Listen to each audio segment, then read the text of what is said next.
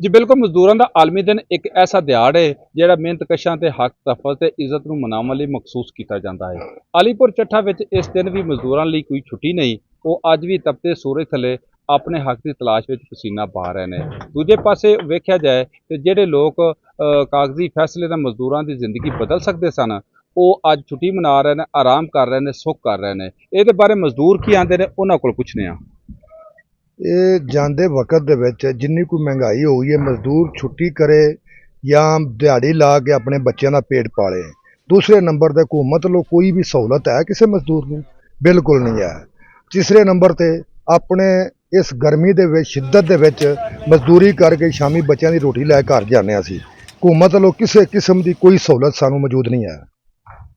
ਜੀ ਇਹ ਤਸਵੀਰ ਸਿਰਫ ਅਲੀਪੁਰ ਚੱਠਾ ਦੀ ਨਹੀਂ ਬਲਕਿ ਹਰ ਉਹ ਥਾਂ ਦੀ ਹੈ ਜਿੱਥੇ ਮਜ਼ਦੂਰ ਅੱਜ ਵੀ ਬੋਲਦਾ ਹੈ ਪਰ ਉਹਦੀ ਆਵਾਜ਼ ਸੁਣਨ ਵਾਲਾ ਕੋਈ ਨਹੀਂ।